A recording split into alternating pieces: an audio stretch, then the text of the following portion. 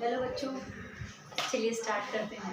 तो बच्चे कहते हैं कि दीदी आते ही आते हेलो बच्चों कहती हैं और कोई शब्द नहीं बोलती है, क्योंकि मेरा टारगेट क्या होता है कि आपको ज़्यादा से ज़्यादा नॉलेज दे देते हैं बिना बातें किए हुए, है ना। ज़्यादा से ज़्यादा नॉलेज देने का टारगेट रहता है। तो चलिए स्टार्ट करते हैं फिर बिना बातें किए हुए, है ना। और लास्ट टाइम पे हमने शायद जो है मतलब मेल और फीमेल रिप्रोडक्टिव सिस्टम ख़त्म कर दिया था। शायद इसके वीडियो अपलोड कर दिए हैं ना, अपलोड कर दिए कि नहीं किए अभी, कर दिए हैं अपलोड। और जो एक क्वेश्चन और बनता है 10th क्लास में कि सेकेंडरी सेक्सुअल करैक्टर किसे कहते हैं। सेकेंडरी सेक्सुअल करैक्टर किसे कहते हैं या द्वितीयक लैंगिक लक्षण क्या होते हैं। तो द्वितीयक लैंगिक लक्षण क्या होते हैं इसको आप बुक से पढ़ सकते हैं। अगर फिर भी ना आपको समझ में आए तो है कमेंट बॉक्स पे हमें कमेंट करें, ओके। तो अगर ना समझ में आए, वैसे मेल और फीमेल में सेकेंडरी सेक्सुअल करैक्टर ये होते हैं। द्वितीयक लैंगिक लक्षण का मतलब क्या होता है कि स्त्रियों में 14 वर्ष के बाद, ठीक है, 14 वर्ष 11 से 14 वर्ष के बीच जो है या 14 वर्ष के बाद जो है कुछ जो है करेक्टर्स जो है फीमेल से। बेटा शांत रहा करो, तुमको समझाया कि बॉक्स ना खोलना, कॉपी ना खोलना, समझ लो, लेकिन खट्टर पटर चालू रहता है, ठीक है। अभी थोड़ी देर बाद अभी बॉक्स खोलेंगे। जब कहा कि पहले ही वीडियो स्टार्ट होने से पहले ही सारी चीज़ें निकाल लिया करो। लोग मतलब पूरे वीडियो में खटर पटर की आवाज़, वैसे भी देखते हो बाहर का माहौल, अभी अभी जयकारा वाला शुरू हो जाएगा ना, अभी काऊ बाड़ा वो सब लेके शुरू हो जाते हैं कुछ ना कुछ, है ना। तो हम क्या कहने जा रहे थे कि सेकेंडरी सेक्सुअल करैक्टर क्या होता है। तो सेकेंडरी सेक्सुअल करैक्टर का मतलब ये होता है कि स्त्रियों में द्वितीयक लैंगिक लक्षण क्या होते हैं, पुरुषों में द्वितीयक लैंगिक लक्षण क्या होते हैं। तो यौनावस्था जब स्टार्ट होती है स्त्रियों और पुरुषों में, तो उसमें क्या होता है कि स्त्रियों में कुछ लक्षण दिखाई देने लगते हैं, वो जो है उसी को द्वितीयक लैंगिक लक्षण कहते हैं। पुरुषों में जो दिखाई देते हैं उन्हें, जैसे पुरुषों में क्या, अगर द्वितीयक लैंगिक लक्षणों की बात करें तो पुरुषों में द्वितीयक लैंगिक लक्षण क्या होते हैं, जैसे कि पुरुषों में जो है जैसे ही जो है 14 वर्ष या 11 से 14 वर्ष की अवस्था में जो है प्रवेश करता है, दाढ़ी मूंछों का निकलना और कंधे चौड़े हो जाना, ठीक है, और स्पर्म के बनने का प्रोसेस स्टार्ट हो जाना, ठीक। तो ये सारे आवाज़ जो है वो चेंज हो जाना, पिच मतलब जो होती है भारी हो जाना, है ना। तो ये सारी चीज़ें होती है। आकार में लगातार वृद्धि होना शरीर में, ठीक है, लगातार हार्मोन्स का सिक्रीशन होना, जिसके फलस्वरूप शरीर की लंबाई में चौड़ाई में वृद्धि होती है। तो कुछ मेल्स में ऐसी, फीमेल्स में सेकेंडरी सेक्सुअल करैक्टर होते हैं। फीमेल्स में क्या सेकेंडरी सेक्सुअल करैक्टर होते हैं। सेकेंडरी सेक्सुअल करैक्टर को द्वितीयक लैंगिक लक्षण भी कहते हैं। और ये क्या होते हैं, तो ये फीमेल्स में कुछ करैक्टर्स जो होते हैं, जैसे फीमेल्स में जो होता है जो मासिक धर्म स्टार्ट हो जाता है, जिसे रजोधर्म के नाम से जानते हैं, वो स्टार्ट हो जाता है। ओवरी के अंदर अंड बनने की प्रक्रिया स्टार्ट हो जाती है। तो ये कुछ जो चीज़ें थी। और स्त्रियों में जो है काफ़ी डेवलपमेंट हो जाते हैं शरीर में, तो वो सारे डेवलपमेंट आपको लिखने हैं सेकेंडरी सेक्सुअल करैक्टर में। आई होप इसको समझोगे, बुक खोल के देखोगे तो आपको आ जाएगा। फिर भी कुछ नहीं आता तो मैं आपको बताऊंगी, ठीक है। इसके बाद थोड़ा सा रह गया था स्पर्म के बारे में। कभी कभी स्पर्म के बारे में अलग से पूछ लिया जाता है 3 नंबर में या टिप्पणी में, तो उसके बारे में समझ लो। और इसके बाद नया टॉपिक स्टार्ट करेंगे, श्वसन, ठीक है। तो सबसे पहले स्टार्ट करते हैं शुक्राणु। शुक्राणु इसको देख लेते हैं, ठीक है। कभी कभी ये पूछ लिया जाता है, इसी को इंग्लिश में बोलते हैं स्पर्म। क्या बोलते हैं? स्पर्म। क्या बोलते हैं? तो इसका स्ट्रक्चर आप देख ले, तो उसका स्ट्रक्चर अगर आप देखेंगे तो इस तरीके का कुछ स्ट्रक्चर होता है। सिंपल सा स्ट्रक्चर है, सुंदर सा बना दे रहे हैं। आप भी थोड़ा अच्छा बनाने की कोशिश करें, गंदा ना बनाएं, क्योंकि हम अगर गंदा बनाएंगे तो आप हमसे भी गंदा बनाएंगे, ठीक है। ऐसा हम बिलीव रखते हैं आप लोग के ऊपर, ठीक। तो इस तरीके को सिंपल से स्ट्रक्चर है, ठीक। ये वाला हेड भाग होता है, हेड। और ये वाला भाग जो होता है इसको बोलते हैं नेक। और ये वाला भाग जो होता है इसको बोलते हैं टेल। क्या बोलते हैं? टेल। बात समझ में आ गई। तो अगर शुक्राणु की बात करें तो मेल में जो होते हैं शुक्राणु का निर्माण कहाँ होता है, आपको पता है? मेल में शुक्राणु का निर्माण कहाँ होता है? टेस्टिस में होता है। टेस्टिस बोले तो वृषण के अंदर होता है, ठीक है। टेस्टिस के अंदर होता है, वृषण के अंदर होता है। बात समझ में आ रही? शुक्राणु की अगर हम बात करें तो शुक्राणु जो होते हैं टेस्टिस के अंदर बनते हैं। अब शुक्राणु, अब ये बनते किस में? तो सीमन में। सीमन में तो होते हैं, पुरुषों में टेस्टिस के अंदर पाए जाते हैं, ठीक है। तो एक सीमन में, एक सीमन का मतलब समझते हो आप? एक सीमन जो वीर होता है, ठीक है, या वीर में लगभग 200 से कितने, लगभग 200 से 300 मिलियन, कितने मिलियन, ठीक है, मिलियन, 300 मिलियन स्पर्म जो होते हैं पाए जाते हैं एक सीमन में, एक वीर में। एक लिक्विड होगा, ऐसे लिक्विड होता है, उस लिक्विड के अंदर जो होते हैं कितने, 200 से 300 मिलियन स्पर्म जो होते हैं वो पाए जाते हैं, जिसमें से 60 जो होते हैं स्पर्म वो क्या होते हैं, एक्टिव हो जाते हैं। जिसमें 60,000 सॉरी, ठीक है, 60 नहीं सॉरी, 60,000 जो स्पर्म होते हैं वो क्या होते हैं, एक्टिव होते हैं, ठीक। बाकी सारे जो है जैसे ही जो है योनि में प्रवेश करते हैं तो निष्क्रिय हो जाते हैं, लेकिन 60,000 स्पर्म जो होते हैं वो एक्टिव रहते हैं। अगर हम बात करें स्पर्म की, अब जो है मेन जो आपने बताया कि टेस्टिस में जो होता है, जो टेस्टिस में जो होता है वो टेस्टिस के अंदर ही क्या होता है, स्पर्म का निर्माण होता है, और एक सीमन में लगभग 200 से 300 मिलियन स्पर्म जो होते हैं पाए जाते हैं। लेकिन जैसे ही यूनिट प्रवेश करते हैं स्पर्म, तो ये 60,000 स्पर्म ही बचते हैं। कितने हजार? 60,000 स्पर्म ही बचते हैं। अगर हम इसकी बात करें, किसकी? स्पर्म की। किसकी? स्पर्म की। तो स्पर्म जो होता है प्राय 3 भागों से मिलकर बना होता है। ठीक है, 3 भागों से मिलकर बना होता है। तो 3 भाग कौन कौन से जो आपको सिंपल से दिख रहे हैं? 3 भाग कौन कौन से हैं? हेड, नेक, हेड और नेक, फिर टेल। अब देखो टेल को, इसको समझ लेते हैं। अब हेड क्या है, तो हेड के बारे में आप क्या बताएंगे? तो हेड जो आपको दिख रहा है, तो ये स्पर्म का सबसे ऊपरी भाग होता है। इसको समझ ले, ये स्पर्म का सबसे ऊपरी भाग होता है, और इसको हम क्या बोलते हैं? और स्पर्म के अंदर एक क्या पाया जाता है? न्यूक्लियस। क्या पाया जाता है? न्यूक्लियस पाया जाता है। स्पर्म के अंदर क्या होता है? न्यूक्लियस होता है। स्पर्म के ऊपर एक कोणनुमा संरचना पाई जाती है, जिसे हम क्या कहते हैं? इसे हम क्या कहते हैं? एक्रोसोम। क्या कहते हैं? एक्रोसोम। क्या कहते हैं? एक्रोसोम। ये जो होता है, ये इसलिए बना होता है ताकि ये क्या कर सकता है, ये ओवा को भेदने में, मतलब ओवा अंडा जो है ना, अंडा, तो इसको अंडे को भेदने में सहायता मिलती है, पेनिट्रेट करने में, उसको जो है अंदर जाने में, प्रवेश करने में सहायता देता है। कौन? एक्रोसोम। कौन? एक्रोसोम। तो जो स्पर्म होता है, स्पर्म का सबसे ऊपरी फूला हुआ भाग हेड कहलाता है। हेड के ऊपर एक टोपीनुमा संरचना पाई जाती है, जिसे एक्रोसोम कहते हैं, जो कि गोल्जी बॉडी का बना होता है। ये बड़ी बड़ी एग्जाम में पूछा जाता है, ये किसका बना होता है? ये गोल्जी बॉडी का बना होता है। किसका बना होता है? गोल्जी बॉडी का बना होता है। ठीक, ये हेड के बारे में बताएंगे आप, बात समझ में। और उसके मध्य में क्या पाया जाता है? न्यूक्लियस, जो कैसा होता है? हैप्लॉइड नेचर का होता है। हैप्लॉइड नेचर का मतलब एन स्ट्रक्चर का। समझ गए ना, एक्स और वाई। तो हैप्लॉइड नेचर का होता है, मतलब एन होता है, तो ओवा का भी एन होता है, स्पर्म का भी एन होता है, तभी तो जाके जाइगोट क्या बनाता है? 2n बनाता है। जाइगोट क्या बनता है? बात समझ में आ गई? ठीक, अब जाइगोट की बात, जाइगोट को हिंदी में क्या कहते हैं? युग्मनज। क्या कहते हैं? युग्मनज। क्या कहते हैं? युग्मनज। तो युग्मनज जो होता है वो क्या करता है? युग्मनज जो होता है वो डिप्लॉइड होता है। डिप्लॉइड का मतलब द्विगुणित। क्या होता है? द्विगुणित। और ये क्या है? अगुणित। बोलो, अगुणित। ये भी क्या होता है? अगुणित। अगुणित। ये n नंबर और n मिलकर क्या बन गया? 2n number. तो हेड की अगर हम बात करें, तो हेड जो है शुक्राणु का सबसे ऊपरी भाग जो होता है वो हेड कहलाता है। हेड के ऊपर एक टोपीनुमा संरचना होती है, जिसे एक्रोसोम कहते हैं। एक्रोसोम जो होता है गोल्जी बॉडी का बना होता है। शायद आपने 9th में पढ़ा होगा गोल्जी बॉडी, याद है? बताओ, गोल्जी बॉडी की खोज किसने की थी? कैमिलो गार्जिनी। कब की थी? 1945 में। कब की थी? 1945 में। ठीक है, तो जो है कैमिलो गोल्जी ने खोज की थी। किसकी?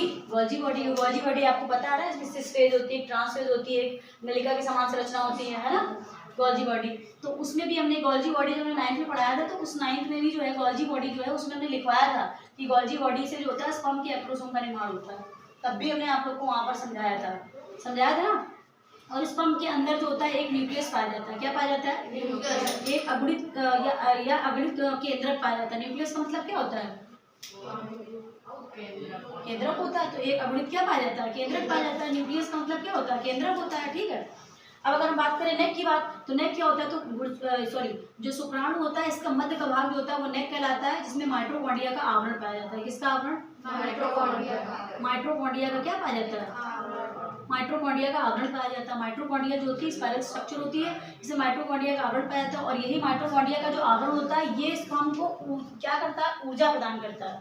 क्या प्रदान करता है? ऊर्जा। क्योंकि हमारे अंदर भी शरीर के अंदर जो हम खाना पीना खाते हैं, वो ऊर्जा, जितनी भी खाना खाते हैं वो सब ऊर्जा जो होती है वो माइटोकॉन्ड्रिया में तो रहती है। किसके रूप में? एटीपी के रूप में। वैसे ही जो है इसके अंदर जो माइटोकॉन्ड्रिया है, वो ये माइटोकॉन्ड्रिया ऊर्जा देती है। तभी तो कहते हैं ना कोशिका का पावर हाउस। कोशिका का पावर हाउस किसको कहते हैं? वैसे तो ये माइटोकॉन्ड्रिया का आवरण, अब ये आवरण है जो पाया जा रहा है वो इसको स्पर्म को क्या देगा? ऊर्जा देगा। यही तो पावर देगा उसको, तभी तो वो आगे के लिए एनर्जेटिक होकर वो आगे की ओर बढ़ेगा। तो इसमें इसके नेक वाले भाग में माइटोकॉन्ड्रिया का आवरण पाया जाता है, जो कि स्पर्म को ऊर्जा प्रदान करता है। क्या प्रदान करता है? ऊर्जा। टेल क्या होता है? तो टेल जो होता है ये सबसे अंतिम भाग होता है। ठीक है, टेल जो होता है वो क्या होता है? सबसे अंतिम भाग होता है। और टेल जो होती है ये क्या करती है? स्पर्म को गति नहीं, दिशा प्रदान करती है। क्या प्रदान करती है? दिशा। कि दिशा में जाना है, अगर वो इस तरीके से मूव करेगी तो जिसी दिशा, मतलब ये दिशा प्रदान करती है। तो हेड जो होता है, हेड में आपको क्या क्या लिखना है? तो हेड में एक न्यूक्लियस होता है, तो आपको बताना है। ठीक है, हेड में एक न्यूक्लियस होता है, एक एक्रोसोम जो ऊपर के स्ट्रक्चर उसके बारे में बताना है। ठीक है, नेक में माइटोकॉन्ड्रियल सीथ के बारे में बताना है। किसके बताना है? माइटोकॉन्ड्रियल सीथ के बारे में बताना कि माइटोकॉन्ड्रियल आवरण पाया जाता है जो क्या करता है कि स्पर्म को ऊर्जा प्रदान करता है। स्पर्म को क्या करता है? ऊर्जा प्रदान करता है। और ये जो होती है इसको डायरेक्शन देती है। टेल क्या होती है? डायरेक्शन देती है और सबसे अंतिम भाग होती है। तो इतनी बात उसमें बतानी, जो मेन पॉइंट हमने आपको लिखे कि हेड में क्या बताना, न्यूक्लियस के बारे में। न्यूक्लियस कैसा होता है? बोलेंगे नहीं अब देखो, अगुणित होता है। अगुणित का मतलब n नंबर, ठीक है। और एक्रोसोम जो होता है वो किसका बना होता है? बस इतनी ही बातें आपको स्पर्म के अंदर लिखनी है। ये 3 नंबर में 2 नंबर में कभी शॉर्ट में पूछा था ठीक है, उसमें लगा दिया। पूछेंगे किससे? पेपर लाओ उसी से पूछ लो, ठीक है। अब नया टॉपिक जो स्टार्ट करते हैं हम, कौन सा टॉपिक? श्वसन। नहीं, ये मंदिर का पेपर से साफ कर दे। चलो इतना समझ में आ गया ना? इसमें किसी को दिक्कत? अभी हम लिखा देंगे। चलो कोई बता पाएगा? चलो बताओ ज्योति, स्पर्म के बारे में बताना शुरू करो। स्पर्म का निर्माण टेस्टिस में होता है और इसके ऊपर एक कोलनुमा संरचना होती है जिसे एक्टोसोम कहते हैं। पहले ये तो बताओ कि एक सीमन में कितने 200 से 300 मिलियन स्पर्म पाए जाते हैं। एक तरीके से बताओ, जैसे हमने तरीके से बताया था। याद हो गया कि नहीं हो गया? फिर से बता दें क्या? शुक्राणु सबसे पहले टेस्टिस में जो है, शुक्राणु का निर्माण टेस्टिस में होता है और टेस्टोस्टेरोन हार्मोन पाया जाता है। उस हार्मोन की वजह से जो है लीडिंग कोशिकाओं के माध्यम से, हमने आपको बताया था, शायद बताया हो जब इसमें लिखवाया था। लीडिंग कोशिकाओं के बारे में नहीं लिखवाया क्या मेल में? लीडिंग कोशिकाएं होती है, अगर ना लिखवाया तो अभी हम लिखवा देंगे ध्यान से, ठीक है। लीडिंग कोशिकाएं होती हैं, वो टेस्टिस के अंदर पाई जाती हैं। लीडिंग कोशिकाएं किसका निर्माण करती हैं? स्पर्म का निर्माण करती है। किसका निर्माण करती है? स्पर्म का निर्माण करती है। और स्पर्म एक जब स्पर्म का निर्माण करती है, फिर ये जो सीमन के साथ मिलकर जो है, जो एक सीमन के साथ मिलकर ये जो है पूरा मतलब शुक्राणु और एक जो शुक्राशय में एक द्रव पदार्थ निकलता है उसके साथ मिलकर क्या बनाती है? सीमन बनाती है। एक सीमन के अंतर्गत अगर बात की जाए 200 से 300 मिलियन जो स्पर्म होते हैं पाए जाते हैं, ठीक है। मिलियन समझते हो ना? मिलियन, बिलियन, ट्रिलियन, कितने जीरो होते हैं मिलियन में? बताओ पूरी क्लास में कौन बताएगा मिलियन में कितने जीरो होते हैं? जैसे हमने पूछा लाख, लाख में कितने जीरो होते हैं? 4। लो 5, 6, 4। कंफर्म किसी को नहीं है? 5 होते हैं। कितने होते हैं? 5। एक और लगा दो 6। बात समझ में आ गई? और 3 का पेयर होता है मिलियन का, ठीक है। तो इससे अब 6 जीरो होते हैं, अब और लगा दो तो फिर क्या हो जाएगा? बिलियन हो जाएगा। फिर 3 और ऐड कर दो, फिर ट्रिलियन हो जाएगा। इस तरीके से, है ना। तो मतलब हमने क्या बताया, एक सीमन में 200 से 300 मिलियन क्या स्पर्म पाए जाते हैं। फिर उसके बाद बता दो इनके 3 पार्ट्स होते हैं, हेड, नेक, टेल, ठीक है। चलो कोई बात नहीं, भी लिखा देंगे। अब अगर बात करें श्वसन, तो क्या होता है श्वसन? तो श्वसन की प्रक्रिया बेटा क्या होता है? किसी को पता है श्वसन के बारे में? कोई बता सकता है? उनके लिए सांस लेना है, क्या कहलाता है? श्वसन कहलाता है। श्वसन की परिभाषा में आपको क्या लिखना है? ऑक्सीजन की उपस्थिति में। किसकी उपस्थिति में? ऑक्सीजन की उपस्थिति में ग्लूकोज का, किसका? ग्लूकोज का ऑक्सीकरण। ग्लूकोज का क्या होता है? ऑक्सीकरण होता है बेटा, ठीक है। और उत्पाद के रूप में क्या, किसके रूप में? के रूप में क्या मिलता है? कार्बन डाइऑक्साइड और जल। और क्या मिलता है? 673 किलो कैलोरी ऊर्जा। किस रूप में? 38 एटीपी के रूप में। बात समझ में आ गई? किलो कैलोरी ऊर्जा, किलो कैलोरी ऊर्जा। बात समझ में आई? तो श्वसन की परिभाषा क्या होती है? तो श्वसन की परिभाषा में आपको बताना, ऑक्सीजन की उपस्थिति में ग्लूकोज का ऑक्सीकरण होता है। श्वसन है क्या? तो ऑक्सीजन की उपस्थिति में श्वसन क्या है? मतलब जैसे हम लोग खाना ना खाते हैं तो सेल के अंदर क्या जाती है? जो भोजन होता है तो सेल के अंदर ऑक्सीजन जाती है, और हम लोग को जो खाना खाया है वो जो खाना होता है वो ग्लूकोज के रूप में होता है, ठीक है। उसका क्या होता है? ऑक्सीजन की उपस्थिति में ऑक्सीकरण हो जाता है। तो यही हमारा खाना जो होता है वो किसमें टूट जाता है? कार्बन डाइऑक्साइड और जल। इसकी रिएक्शन देख लो, जैसे C6H12O6। अब इसकी ऑक्सीजन की प्रेजेंस में जो है ऑक्सीकरण हो गया, ऑक्सीडेशन हो गया क्या हो गया? ऑक्सीडेशन हो गया, ऑक्सीकरण हो गया। तो इसमें क्या बनेगा? CO2 + H2O, ठीक है। और 673 किलो कैलोरी ऊर्जा। बात समझ में आ गई? किसके रूप में? ATP के रूप में, जो माइटोकॉन्ड्रिया के अंदर स्टोर रहती है। बात समझ में आ गई? आपसे पूछा जाए श्वसन क्या है, तो श्वसन क्या है? तो सभी जीवों में कोशिकीय स्तर पर अगर लिखना चाहते हो, कोशिकीय स्तर पर ऑक्सीजन की उपस्थिति में ग्लूकोज, कोशिकीय स्तर मतलब समझ लो, कोशिका के अंदर सारा प्रोसेस हो रहा है। ये सब कोशिका के अंदर खाना के रूप में एनर्जी में जो है भाई, जो भी एनर्जी गई वो ऑक्सीजन की प्रेजेंस में क्या हो गया? दहन हो गया। अब उससे ऊर्जा मिली, जैसे खाना खाते तुरंत हमको क्या आने लगती है, ऊर्जा मिलती है कि नहीं मिलती है। जो चल नहीं पाते हो, भूख की वजह से कमजोरी फील होती है, फिर उसके बाद जब जैसे ही खाना मिलता है एनर्जी मिल जाती है, फिर दौड़ने लगते हैं। फिर ज़्यादा खाना खा लेते तो हम आ जाते हैं, समझ रहे हो, ज़्यादा खाने लगते अब बस नींद आ रही है। इस समय वैसे भी आने के दिन चल रहे हैं ना, बहुत नींद आती है ना। थोड़ी देर अगर कोई कायदे से पढ़ा दे ना तो फिर नींद आने लगती है ना। थोड़ी देर अगर कोई कायदे से पढ़ा दे तो ऐसे लगता है अब थोड़ी देर में मुँह फैल जाएगा।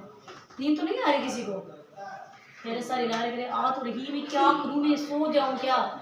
चलो सोना नहीं समझना। श्वसन क्या, ऑक्सीजन की उपस्थिति में ग्लूकोज की ऑक्सीकरण, ठीक है। ऑक्सीकरण के फलस्वरूप उत्पाद के रूप में क्या बनता है, CO2 H2O। लेकिन आपको सिंपल परिभाषा बताना है कि सभी जीवों में कोशिकीय स्तर पर ऑक्सीजन की उपस्थिति में ग्लूकोज का ऑक्सीकरण होता है और कार्बन डाइऑक्साइड जल तथा 673 किलो कैलोरी ऊर्जा ATP के रूप में प्राप्त होती है। सिंपल सी रिएक्शन से देख के पूरी परिभाषा याद हो गई। देखो, सभी जीवों में कोशिकीय स्तर पर ऑक्सीजन की उपस्थिति में ग्लूकोज का ऑक्सीकरण होता है, फिर इसके फलस्वरूप कार्बन डाइऑक्साइड जल तथा 673 किलो कैलोरी ऊर्जा ATP के रूप में प्राप्त होती है, जो माइटोकॉन्ड्रिया के अंदर स्टोर रहती है। अब देखो, श्वसन जो होते हैं 2 टाइप्स के होते हैं। श्वसन कितने प्रकार के होते हैं, 2 प्रकार के होते हैं। कौन कौन से श्वसन होते हैं, एक होता है ऑक्सीश्वसन, ऑक्सीश्वसन, ठीक है, और दूसरा होता है अनाक्सीश्वसन। ये अंतर बड़ा पूछा जाता है एग्जाम में, ऑक्सीश्वसन तथा अनाक्सीश्वसन।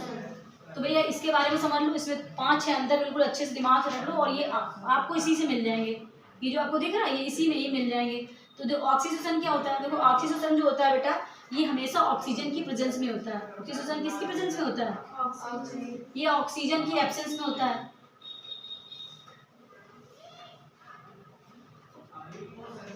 एब्सेंस में होता है। बात समझ में आ गई, क्या काम है। ये ऑक्सीश्वसन की प्रक्रिया जो होती है ऑक्सीजन की उपस्थिति में होती है, तथा अनऑक्सीश्वसन की प्रक्रिया जो होती है ऑक्सीजन की अनुपस्थिति में होती है। अब ये जो होती है ये उच्च कोटि के जीवों में पाई जाती है। किसमें पाई जाती है, उच्च कोटि के जीवों में पाई जाती है, समझ रहे हो। अब ये निम्न कोटि के जीवों में पाई जाती है, किसके, निम्न कोटि का मतलब जो छोटे छोटे जो जीव होते हैं, बैक्टीरिया वगैरह, इन सब में जो है पाई जाती है। तो निम्न कोटि के जीवों में पाई जाती है। बात समझ में आ गई। ऑक्सीजन की, अब इसमें क्या होता है, ग्लूकोज का क्या होता है, ग्लूकोज का क्या होता है, ऑक्सीकरण होता है। ग्लूकोज का क्या होता है, ऑक्सीकरण होता है, पूर्ण ऑक्सीकरण। ग्लूकोज का पूर्ण ऑक्सीकरण होता है, पूर्ण ऑक्सीकरण होता है। तो ऑक्सीकरण के फलस्वरूप क्या बनता है, पूर्ण ऑक्सीकरण होता है। इसमें ग्लूकोज का क्या होता है, ग्लूकोज का क्या होता है, पूर्ण ऑक्सीकरण होता है। ग्लूकोज का पूर्ण ऑक्सीकरण होता है। तो इसमें जब पूर्ण ऑक्सीकरण होता है तो C6 क्या बनता है, CO2 प्लस H2। और इसमें क्या होता है, ग्लूकोज का पूर्ण ऑक्सीकरण होता है और क्या बनता है, इसमें पूर्ण ऑक्सीकरण होता है, जिसमें फलस्वरूप बनता है एथिल अल्कोहल। क्या बनता है, C2H5OH। क्या बनता है, एथिल अल्कोहल बनता है। बात समझ में आ गई, ठीक है। तो ये चीजें कुछ आपको समझनी पड़ेगी, ठीक है। पहला पॉइंट, दूसरा पॉइंट और ये तीसरा पॉइंट। नेक्स्ट पॉइंट क्या है, इसमें 673 ऑक्सीश्वसन की प्रक्रिया में 673 किलो कैलोरी ऊर्जा मिलती है। 673 किलो कैलोरी ऊर्जा प्राप्त होती है। इसमें कितनी कैलोरी ऊर्जा प्राप्त होती है, इसमें 38 किलो कैलोरी ऊर्जा प्राप्त होती है। कितनी, 38 किलो कैलोरी। अब इसमें जो होती है वो हमारी ATP के रूप में कितनी, 38 किलो कैलोरी ऊर्जा प्राप्त नहीं होती है। इसमें 673 किलो कैलोरी से भी देखते हैं, अभी याद नहीं आ रहा है, ठीक है। अब इसकी अगर बात करें श्वसन में, तो इसमें ATP के रूप में कितनी होती है, 38 ATP के रूप में। भाई ATP के रूप में कितनी है, देखो ऑक्सीजन की प्रक्रिया में 38 ATP अणुओं का क्या होता है, 38 ATP अणु जो है प्राप्त होते हैं ऊर्जा के रूप में, ठीक है। और इसमें 2 ATP, कितने ATP अणु जो होते हैं वो हमें प्राप्त होते हैं। बात समझ में आ गई, नहीं समझ में आई, बोलो आ गया। तो ये कुछ पॉइंट है जो इम्पोर्टेंट है, ठीक। इसमें सिर्फ 2 ATP अणुओं के जो है प्राप्त होती है। इसको भी देखेंगे तो बता देंगे, दिमाग में नहीं आ रहा है कोई बात नहीं, कभी कभी हो जाता है, ठीक। तो ये श्वसन में अंतर है आपके, जो को बिल्कुल रटे होने चाहिए। तो याद हुआ कुछ कि नहीं याद हुआ है, क्या याद हुआ, पूछे जल्दी से बताओ। श्वसन पूरा श्वसन ऑक्सीजन की उपस्थिति में होता है और इसमें ग्लूकोज का ऑक्सीकरण होता है। और श्वसन 2 प्रकार का होता है, ऑक्सीश्वसन और अनाक्सीश्वसन। ऑक्सीश्वसन ऑक्सीजन की उपस्थिति में होता है और अनाक्षी श्वसन ऑक्सीजन की अनुपस्थिति में होता है। अक्षी श्वसन उच्च कोटि के जीवों में होता है, वो मतलब ठीक, अनाक्षी तो याद हो गया, इसका मतलब आपको याद हो गया, ठीक है। तो मतलब हमें लग रहा है कि अब याद हो गया, क्योंकि ये चीज़ें लिखी हुई यही आपको याद रखना है, लेकिन पेपर में बहुत ज़्यादा पूछा था ऑक्सीजन तथा अनऑक्सीजन में क्या अंतर है। तो ये अंदर आई होप याद हो गए होंगे। देखो कुछ नहीं है, केवल रिएक्शन से ही आधे से ज़्यादा तो हमने रिएक्शन से ही पॉइंट, केवल यही 2 पॉइंट तो है उच्च कोटि के दिए, निम्न कोटि में बाकी तो सब कुछ सेम है, ठीक है। इसके बाद जो नया हमारा इसी के आगे जो है श्वसन तंत्र लगातार इसी आगे चलेगा, वो जो है मेन जो है वहाँ से स्टार्ट होगा कि श्वसन में जो है, श्वसन में कौन कौन से अंग, हमारे श्वसन अंग कौन से हैं, ठीक है। मुख्य श्वसन अंग फेफड़े हैं, श्वासोच्छ्वास क्या होता है, ठीक है, श्वासोच्छ्वास की प्रक्रिया, ब्रीदिंग क्या होती है, और मतलब इंस्पायरेशन एक्सपायरेशन क्या होता है, ये सारे टॉपिक जो है नेक्स्ट में पढ़ेंगे। आज के क्लास से इतना ही रखते हैं, ठीक है, धन्यवाद।